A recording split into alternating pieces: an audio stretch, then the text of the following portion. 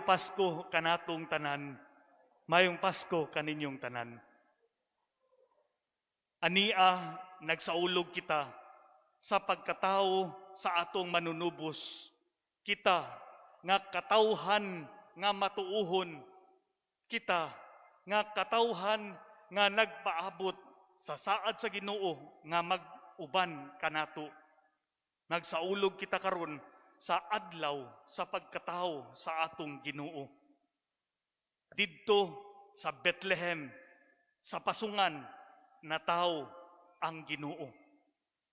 Sa susamang paagi, ang pagkatao sa Ginoo sa pasungan, naghulagway kini og duha ka butang.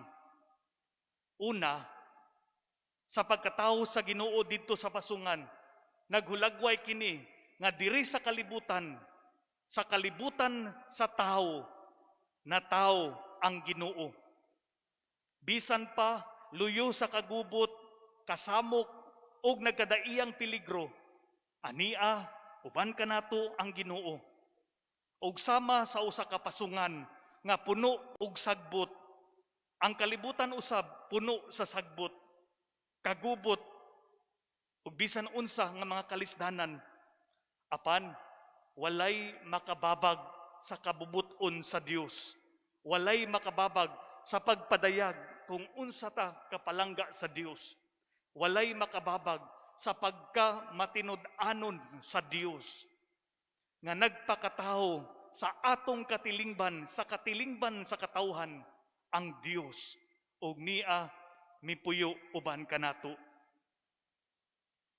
Ikaduha nga butang nga ato ang makatunan sa Ginoo nga nagpakatao diha sa pasungan, nga diri sa tagsa-tagsa nato kakinabuhi, mataw ang Ginoo aron ang uban makasud-ong kaniya. Ngari sa atong kinabuhi, angay nga mataw usab ang Dios aron ang uban makasinati sa ato ang kinabuhi sa Dios nga nag-uban kanato. Bisan pa sa kalisod o kagubot sa kalibutan, walay makababag sa Dios nga magpakataho. Apan, anaa sa atong kabubuton rapod, atong tagsa-tagsa kakasing-kasing, kung dawaton nato ang Ginoo nga mataw diri mismo sa atong kinabuhi. Walay makababag sa bisan unsa, kay walay imposible sa Dios nga magpakatao siya uban kanato. Apan ngari sa tong kasing-kasing ato kining kabubuton, kung dawaton ba nato ang Dios nga mahimugso ngari sa atong buhat, sa atong kasing-kasing, sa atong kinabuhi. Diha sa napuno og sagbot og kalat ang atong huna-huna og kasing-kasing, mamahimo kaayo kung atong dawaton og atong gimbutan nga ipakatao ang Dios nga ri kanato, aron makasud-ong ang uban sa Dios nga ania uban kanato.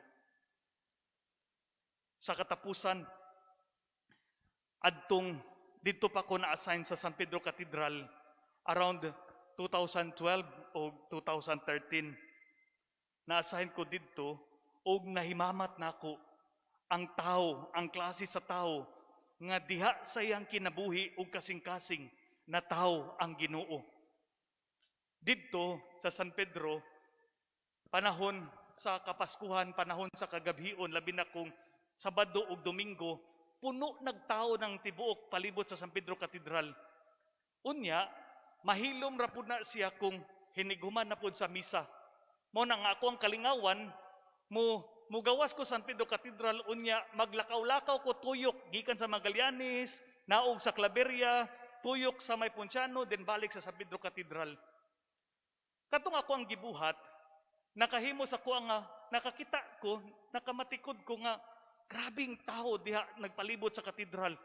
Mga tao nga diha ra namuyo sa park. Mga tao nga mga homeless nga diha ra nangatulog, kung manira na gani ang mga tindahan, magbanig po na sila sa ilang karton o diha na po na sila mga tulog. Mga tao nga dili taga Davao, di pud taga Bagyo nga maningpalad sa Davao, ihawat na lang nga makatarbaho, pero walay trabaho, wala po'y balay nga kasak-an. Mao na nga didto na lang sila matulog. Labi na kung mag-ulan, musuksok na sila sa pinakagamay kaayong atop or pinakakilid diha sa daplin sa dalan nga di sila maulanan. You name it, naglain-laing nga mga tao nga naa didto. Ang uban ani makaistorya man ako. Sa sige na kog buhat ana diha maglakaw-lakaw, ang uban makaistorya nako pero wa po ni sila kailan nako. May istorya-istorya. Hangtod nga sa kagabi ni ana, nagsugod na ko og lakaw. Sa Magallanes pa lang, nakita na nako sila kaning mga manghipusay karton ba, mga kanang mamakalay. Nakita na nako sila nga nangaon sila, nangaon. Pero wala ra pud ko ning dero og istorya sila kay nangaon man. So padayon ko sa kuang lakaw. Hangtod nga niabot ko sa Claveria, natingalan na lang yun ko nga ang ilahang gikaon parihas ra kaayo. Gikan sa Magallanes, hangtod sa Claveria, maura ilang gikaon. Bihon o sa kapundok, isa ka manok nga giprito o kanon. Hangtod nga niabot ko sa Claveria, ning lingkod ko uban atong mga nanghumpid og kaning karton, nag-istorya ko sa ilaha. Gisugdan ako sila istorya, alamiya sa inyong pagkaon karong gabi, oy. Ang isa kanang hipos, nakamagkaon, nangagda sa kuha. Ali sir, kaon ta sir, kaon ta, kay napay sobra sir, oh. Kaon sir. Ngayon, rapog ko nga, sige lang. Human ako kaon, naglakaw-lakaw, rako kay may na lang, munipis ning ako ang tiyan. Dayon, nangutan ko sa ilaha, ngano man nga, parehas mamugi kaon tanan. Parehas na mugi kaon, na bihon, siya pod na apoy bihon. Naapoy manok, siya pod naapoy manok, parehas lagi mo tanan. Dayon, usa sana humagkaon ning istorya sa kuha, ay diri man good sir, kaning at least tulo ka gabi sa usa ka semana sir, naay tao diri sir, nga gwapo kaayong sakyanan. Gwapo kay sakyanan mo, parking lang na diri sa mong kilid sir. Mo abri siyang likod niya, manghatag ni siya pagkaon namo diri. O nayo kanaw tanaw sila. Parehas mong pagkaon, mo man ni ang ipanghatag. Ayaw ning tawhana, no? Kapag ka manghihatagon ning tawhana ay. O nga, sukad adto, frequent na akong paglakaw-lakaw. Tuyok kay, gusto kayo na ako nga mahimamat tong tawhana ba? Sa iyang kayang klase nga pagkatao. Pero sa tinuod, wa man jud ko nakaila niya. Wa jud mi nag-abot. Kayo sahay, gawas na ko sa Pido Cathedral, madugay ko gamay, sila humana sila kaon. Namilo na sila ng uban na nangatulog na nana sa ilang karton nang higda na. Wa jud ko nakailaan ni tawhana kinsa ni siya. Pero naakoy dakong duda. Kaila nako nin tawhana.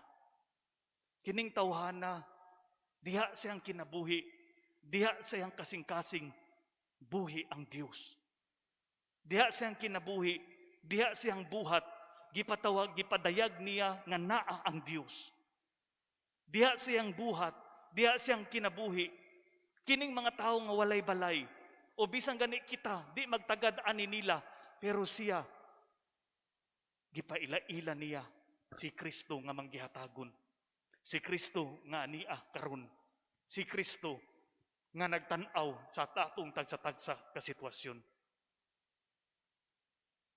Mga igsuon, at tao ang Ginoo ngari sa kalibutan sa mga tao. Hinaut unta sa tong kasing-kasing, aniya usab siya na ay luna.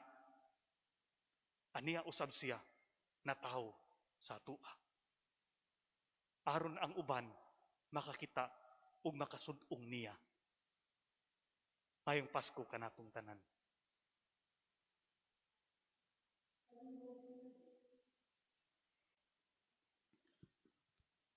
Ato karong ipadayag ang atong pagtuo sa Dios